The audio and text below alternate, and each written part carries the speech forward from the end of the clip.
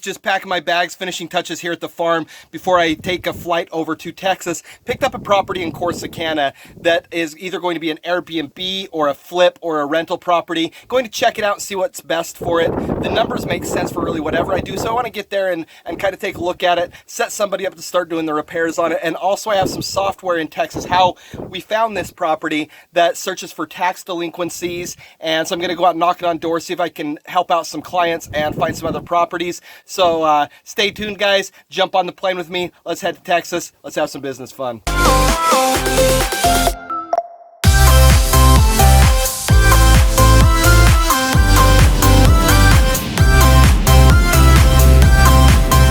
What is up, guys? Welcome back to my high life. So I'm here in Dallas. I just flew in here. So I'm here for a number of different reasons. First, I bought a property over in Corpus Christi for an Airbnb. It's about 3 blocks from the coast. Got a really good deal on it, under $60,000. It should rent for $100, $150 a night for Airbnb, so it's a draw there. So number one, I got that property. Number two, I've got some software, and the software, I jumped on board with a company that developed it called Boots on the Ground. What it does for you is helps identify properties that are in tax foreclosure. So you go out and knock on the door and try to help out that homeowner, whether you give them a loan to keep catch their taxes up.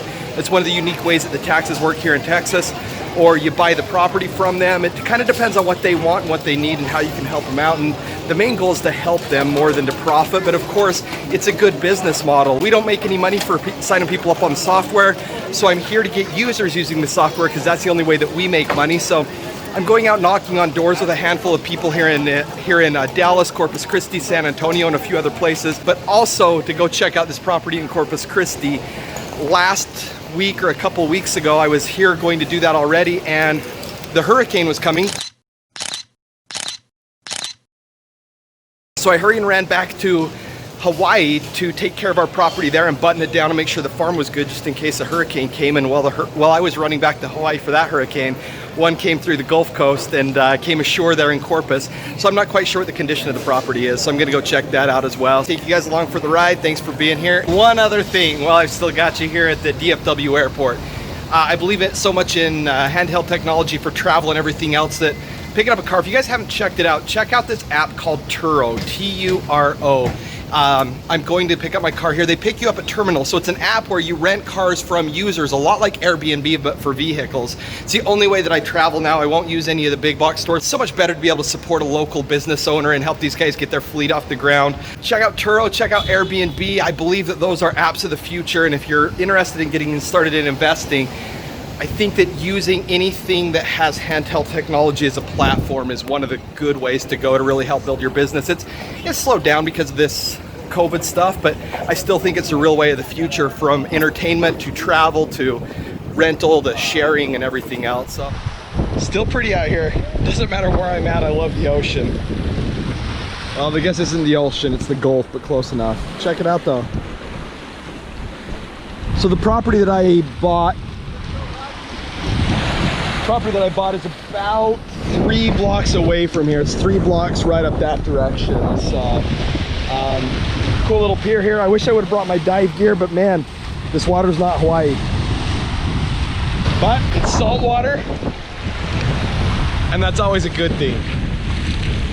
So next time I come out here a few weeks from now, I'm gonna bring my dive gear. We'll go out here, maybe jump on a boat, go out to I hear it's something cool to go and spear the oil rigs. So something I've always wanted to try to do. You tie off to them for some of the bigger fish, and they fight the oil rig instead of fighting your buoy. So maybe something we'll try out. Showed up here to the house here in Corpus Christi. Check it out after hurricane. See what we got going on. So I'm going to go over to the neighbor's house, see if I can get a key. If I'm not, I'm gonna break in. All right, so let's see what we got here.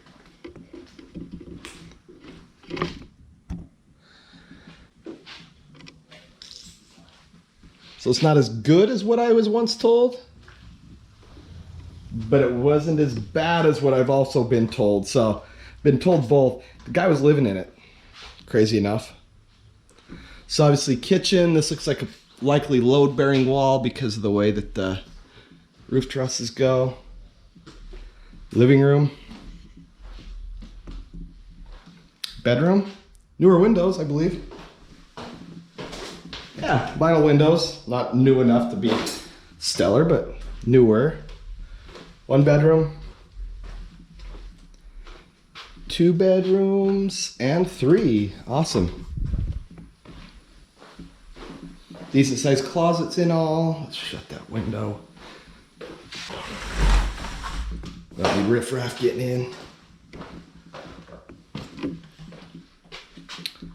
Old heater, and then decent sized bathroom, not tiny little bathroom. That's decent.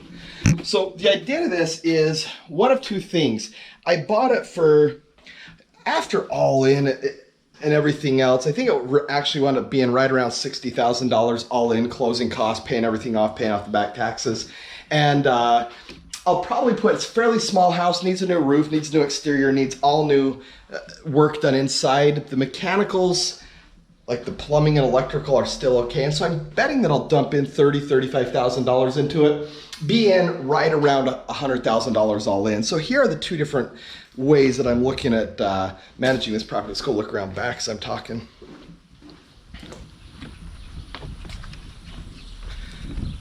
So the 2 different things that I'm thinking of doing for this property are, I'll either flip it, and after paying closing costs and all those fees, it's worth about $160 once it's all said and done from the neighborhood. And so if I flip it, man, I hate getting little presents like this over here, like these boats. They're so hard to get rid of. So if I flip it, there's probably about $40,000 in it all in after I flip it. Now, if I turn it into an Airbnb, which is what I'm kind of falling in love with our Airbnbs. I've got a property up in Michigan, got some in Hawaii. I bought this one here with possibly the idea of having an Airbnb because I believe it's the way that a lot of the future is going. I believe handheld technology is where a lot of profit is. And so you judge things, rental properties or long-term holds, according to what they call cap rate, capitalization rates. 1% per month of whatever you're into the house or your investment in the house is considered a good capitalization rate for a long-term rental. For Airbnbs right now, I think I could rent this for around $100 to $119 a night. After Airbnb takes their share, I'll bring home between $90 and $100 a night. I believe that I'll rent it for 20 to 22 nights out of the month. So that's a $2,200 net if this is an Airbnb. And there's some other fees in there, and I've got to do some property management and somebody else. So there'll be probably 10% of those costs. So I'll net about $1,800 on this property. I'll be all in at $100,000, but I'll still have the $50,000 equity. So I'll be able to have the tax write-off or the depreciation of real estate. That's one of the benefits, is you can depreciate the property against your other income stream. So it helps with your taxes. I'll be able to bring in $1,800 a month on an annual basis. That's going to be, what is that, 18 grand plus another few, $22,000 $22,000 a year as a net income on it. But I'll still have that $50,000 of equity too. So in 7 to 10 years after I depreciate out all of the depreciatables, there are certain parts that you can depreciate over 7 years. There are other things that you depreciate over 30 years. So once you depreciate down all of those things that you can depreciate over 7 years, then you sell the property, 1031 exchange into another property. So you get the depreciation, you get the appreciation, plus the instant equity that you're moving into, and you can move all of that money into a bigger property or multifamily properties or another property. But the other reason why I'm really liking Airbnbs is obviously I travel a lot, and I have kids, and they're becoming the age where they're going to start having friends and family that can travel, and having properties and destinations that I think are fun, nice destinations, like the ocean here by the Gulf in Corpus Christi, like Lake Michigan, up in Coloma, Michigan, where I have another property, and Hawaii, Utah up in the mountains, having these different properties in these areas where my kids might want to go visit, I might want to go visit, take the family to go visit.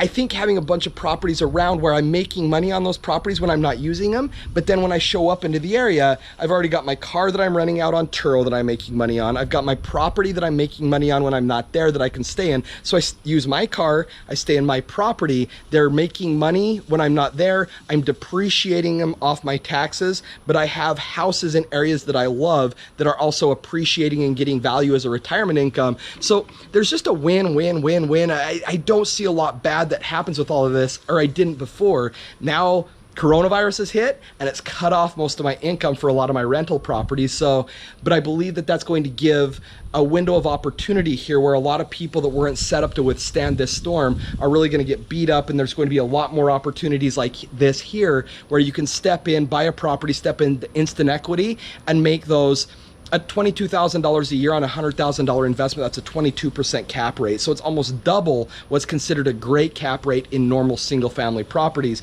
But it's also easier to manage because Airbnb does a lot of that hard work for me. They find the tenant, they collect the money. They have the insurance. If the tenant trashes it, they collect the money for me. So they do a lot of the crappy work that I hate doing for single family properties as well. So it's just a win-win-win all the way around.